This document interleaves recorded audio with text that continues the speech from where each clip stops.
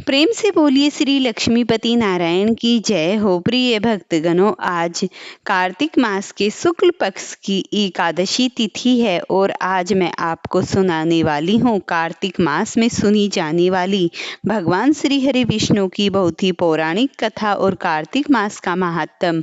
तो प्रिय भक्तों, आज की वीडियो बहुत ही आपके लिए उत्तेजित और पुण्यदायी होने वाली है, तो आप इन कथाओं को पूरे ध्यानमग्न होकर सुनिएगा।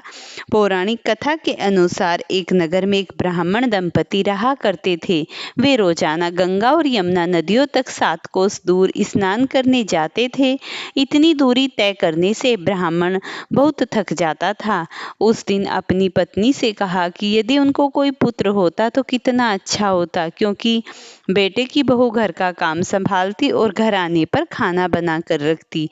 पति ने उनकी बात सुनकर कहा कि वह उनके लिए बहू लेकर आता, एक पोटली में आटा और कुछ मोहरे रख देती और यात्रा पर निकल जाता। रास्ते में ब्राह्मण को यमुना के किनारे खेलती हुई सुंदर लड़कियां दिखी, जिनमें से एक ने कहा कि वह अपना घर बनाकर रखना चाहती है। ब्राह्मण ने उसे बहू बनाने का निश्चय किया और उससे कहा कि कार्तिक मास चल रहा है, इसीलिए वह खाना बना उसके लिए घर ही बनाएगी। उसकी रोटी माँ से कहे कि उसके लिए आटा छानकर रोटी बनाए। लड़की की माँ ने आटा छानना शुरू किया तो मोहरे आटे में निकल आई। यह देखकर वह सोचने लगी कि जिसके आटे में मोहरे हैं उसके घर में कितनी धन समृद्धि होगी। इसके बाद ब्राह्मण ने उस लड़की से शादी कर घर ले आया। ब्राह्मणी को बहू देखकर पहले बहुत शक हुआ, लेकिन बहू ने घर के काम काज बड़े प्यार से किए। उसने चूल्हे की आग बुझने नहीं दी और मटके में पानी रखा। एक दिन आग बुझ गई तो बहू घबराकर पड़ोसन के पास गई, जिसने उसे गलत सलाह दी। पड़ोसन कहने लगी, सास बहू का आदर न करे और घर का काम ठीक से नहीं किया। तब सास बहू ने उसे नाराज होकर 7 कोठों की चाबी मांग ली। जब बहू ने 7 कोठे खोले तो वहां अन्न धन और बर्तन भरे हुए मिले। साथ ही शिव जी, पार्वती माता, गणेश जी, लक्ष्मी माता, तुलसी, गंगा, यमुना और कई देवी देवता विराजमान थे।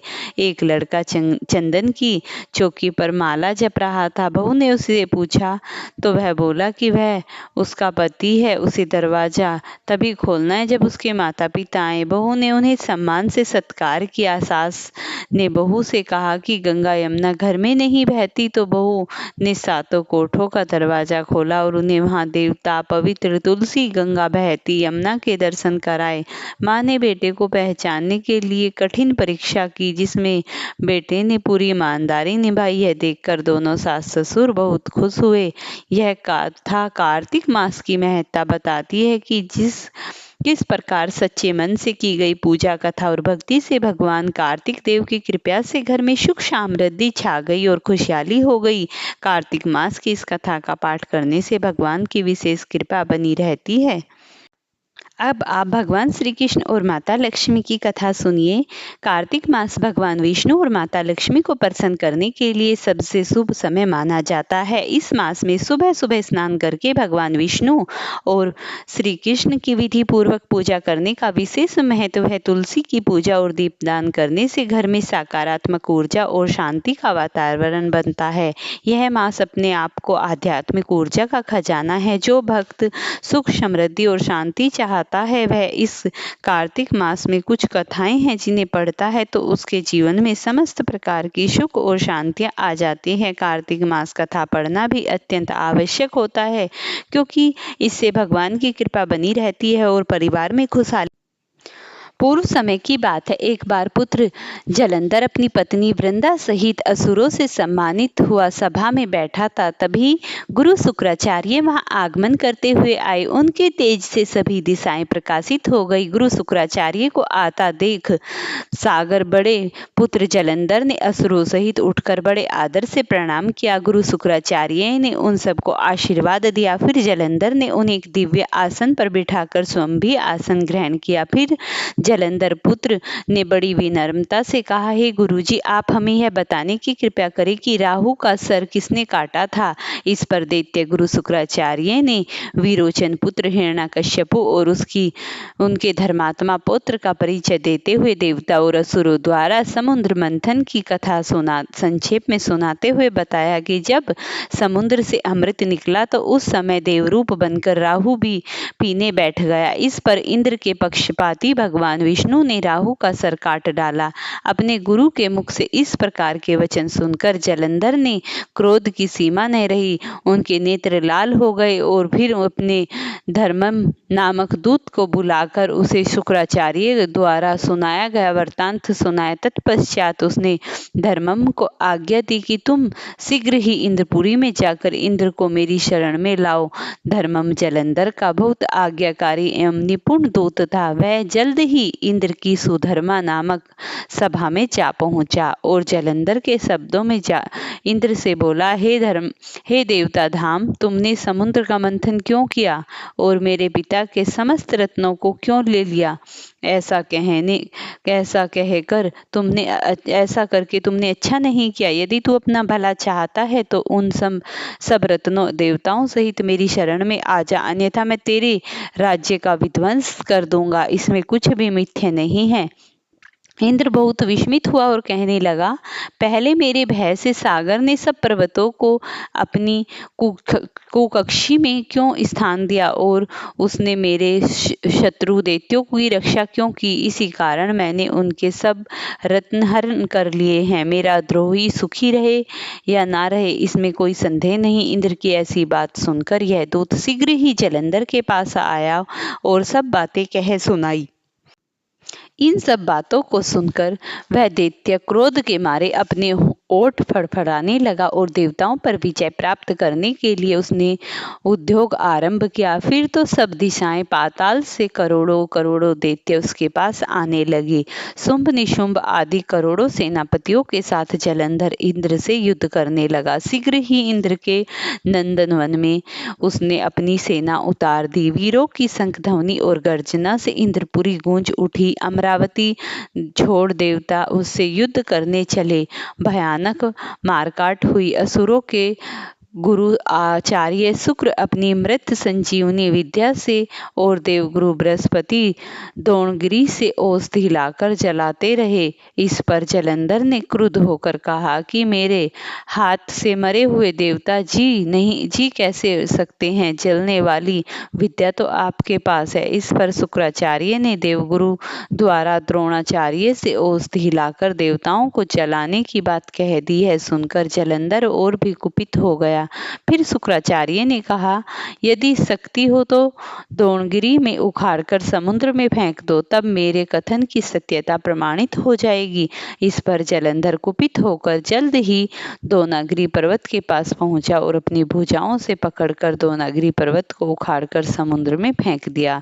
यह तो भगवान शंकर का तेज था, इसमें जलंधर की कोई विचित्रता नहीं थी। तत्पश्चात यह सागर पुत्र युद्ध भूमि में आकर बड़े तीव्र वेग से देवताओं का संहार करने लगा।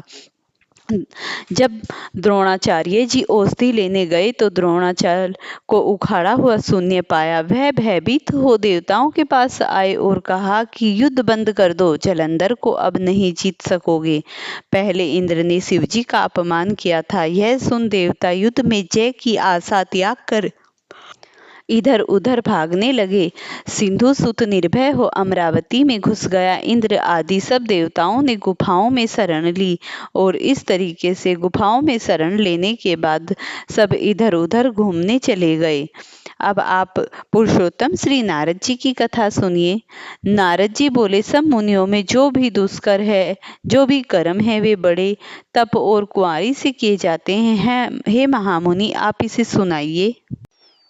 तब श्री नारायण बोले, अनंतर ऋषि कन्या ने भगवान शिव शांत पंचमुख सनातन महादेव का चिंतन करके परम दारुण तप प्राप्त किया। सर्पों का आभूषण पहने, देव नंदी नृंगी आदि देवों से सेवी, 24 तत्वों और तीनों गुणों से युक्त, अष्ट महासिद्धियों तथा प्रकृति और पुरुष से युक्त, अर्धचंद्र से सुशोभित मस्तक वाला, जटाजूट से विराजित भगवान के प्रतार्थ उस बाला ने परम तप आरंभ किया। ग्रीष्म ऋतु के सूर्य होने पर पंचाग्नि के बीच में बैठकर, हेमंत और शिशिर ऋतुओं में ठंडे जल में बिछाकर, खुले हुए मुख वाली, जल में खिले हुए कमल की तरह शोभित होने वाली, सिर के नीचे फैली हुई काली और नीली अलकों से ढकी हुई वह जल में ऐसी मालूम होने लगी जैसे कीचड़ की लता सेवरों के समूह से घिरी हुई हो। शीत के कारण नासिका से निकलती हुई शोभित धूम्रराशि इस तरह दिखाई देने लगी जैसे कमल से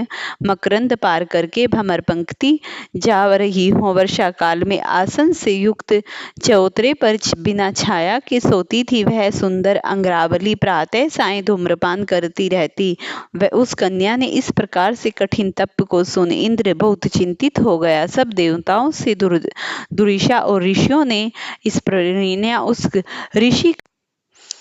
उस ऋषि कन्या पर नरिस्पंद, हे क्षत्रिय भूषण, 9000 वर्ष व्यतीत हो गए। उस बाला के तप से भगवान शंकर ने प्रसन्न होकर उसे इंद्रातीत निज स्वरूप दिखलाया। भगवान शंकर को देखकर देह में जैसे प्राण आ जाएं वैसे ही सहसा खड़ी हो गई और तप से दुर्बल होने पर वह बाला उस समय हष्टपुष्ट हो गई। बहुत वायु और घास से कलेश पाई हुई वह शंकर को बहुत अच्छी लगी और उस कन्या ने झुककर पार्वती पति शंकर जी को प्रणाम किया।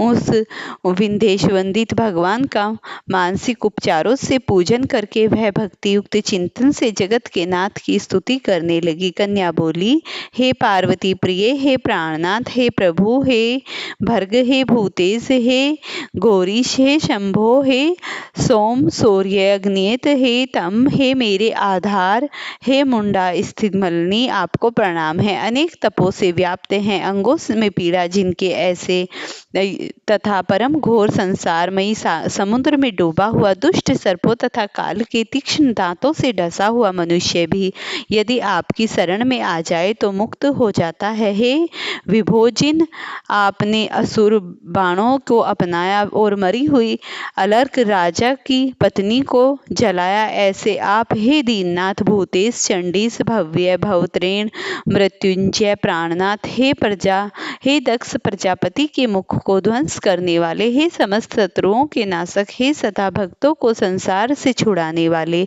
हे जन्म के हर्ता, हे प्रथम सृष्टि के कर्ता, हे प्राणनाथ, हे पापों के नाश करने वाले, आपको नमस्कार है। अपने सेवकों की रक्षा कीजिए। हे निरप, आप बड़ी भाग्यवती मेधावी की तपस्विनी। इस कन्या इस प्रकार मन से और वाणी से शंकर की स्तुति करके चुप हो गई। श्री कृष्ण बोले, कन्या द्वारा की हुई स्तुति सुनकर और उसके किए हुए उग्र तप से प्रसन्न मुख वाली सदाशिव कन्या से बोले, हे तपस्विनी, तेरा कल्याण हो। तेरे मन में जो अभीष्ट हो वह वर तू मांग ले। हे महाभागे, मैं प्रसन्न हूँ, तू खेद मत कर। ऐसा भगवान शंकर का वचन सुन वह कुंवारी अत्यंत प्रसन्न हो प्राप्त हुई और राजा से प्रसन्न हो सदाशिव से बोली। कन्या बोली, हे दीननाथ, हे दया सिंधे, यदि आप मेरे ऊपर प्रसन्न हैं तो कृपया कर हे महादेव मुझे पति दीजिए, पति दीजिए, पति दीजिए। मैं पति चाहती हूँ, पति दीजिए। मैंने हृदय में कुछ नहीं सोचा है। वह ऋषि कन्या इस प्रकार महादेव से कहकर चुप हो गई है। सुनकर महादेव जी उससे बोले। शिव बोले, हे मुनि कन्ये, तूने जैसे अपने मुख से कहा वैसे ही होगा, क्योंकि तूने 5 बार पति मांगा है। अतः हे सुंदरी, तेरे 5 पति होंगे और वे पांचों वीर, धर्म, वेदता, सज्जन, सत्य पराक्रमी, यज्ञ करने वाले, अपने गुणों से प्रसिद्ध, सत्य जितेंद्रिय, तेरा मुख देखने वाले, सभी क्षत्रिय गुणवान होंगे। श्री कृष्ण बोले, न तो अधिक प्रेम, न तो अधिक अप्रिय। और ऐसे महादेव के वचन को सुनकर बोलने में चतुरा कन्या झुककर बोली। वह बोली, हे गिरिजाकांत सदाशिव, संसार में एक स्त्री का ऐसा ही पति होता है, अतः 5 पति का वर देकर लोक में मेरी हंसी न कराइए। एक स्त्री 5 पति वाली न देखी गई है और न कहीं सुनी गई है। हाँ, एक पुरुष की 5 स्त्रियां तो हो सकती हैं। हे शंभो, हे कृपानिधे, आपकी सेविका मैं 5 पतियों वाली कैसे हो सकती हूँ? आपको मेरे लिए एक ऐसा कठिन कहना उचित नहीं था। आपकी सेविका होने के कारण जो लज्जा मुझे हो रही है वह आप अपने को ही समझिए। कन्या का यह वचन सुन शंकर जी पुनः उससे बोले। शंकर जी बोले, हे भीरु, इस जन्म में मैं तुझे पति सुख नहीं मिलेगा। दूसरे जन्म में तू तपोबल से बिना योनि के उत्पन्न होगी, तब पति सुख भोगकर अनंत परम पद को प्राप्त होगी। क्योंकि मेरी प्रिय मूर्ति दुर्वासा का तूने पहले अपमान किया था। हे सुप्रभे, वह दुर्वासा क्रोध करे यह तीनों भुवनों को चला सकती है। तूने अभिमानवश ब्रह्मतेज का मर्दन किया था। जिस अभिमास को भगवान के प्रिय पुरुषोत्तम का वर्त तूने नहीं किया। मैं ब्रह्मा आदि से लेकर सब देवता, नारद से लेकर सब तपस्वी जिसकी आज्ञा सदा मानते चले आ रहे हैं। महाबाले, आपकी आज्ञा को कौन उल्लंघन कर सकता है? लोक पूजित पुरुषोत्तम मास की दुर्वासा की आज्ञा से तूने पूजा नहीं की। हे मूढ़े दुर्जात्मा, इसी लिए तेरे 5 पति होंगे। हे बाला, पुरुषोत्तम के अनादर करने से अब अन्यथा ना हो सकता है। जो उस पुरुषोत्तम की निंदा करता है वह रारव नरक का भागी होता है। पुरुषोत्तम का अपमान करने वालों को विपरीत की फल प्राप्ति होती है। इस बात की अन्यथा नहीं हो सकती। पुरुषोत्तम के जो भक्त हैं वे पुत्र पौत्र और धनवान होते हैं और वे इस लोक को तथा प्रलोक की सिद्धियां प्राप्त करते हैं।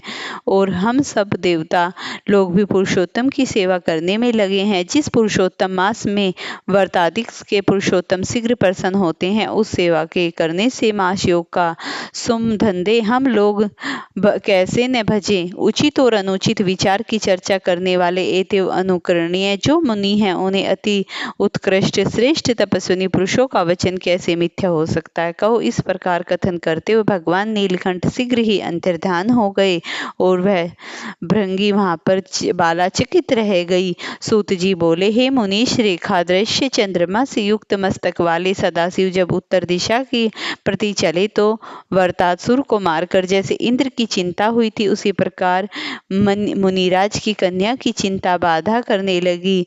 इति श्री बृहद जी पुरुषोत्तम मास महात्य एकादशी की इस प्रकार कथा सुनाते हुए वहां से अंतर्धान हो गए। प्रेम से बोलिए। इस प्रकार आज के इस अध्याय का समापन हुआ। प्रिय भक्तों, अगर आपको ये वीडियो पसंद आई हो तो इसे लाइक शेयर करना, चैनल पर नए हैं तो चैनल को सब्सक्राइब करना।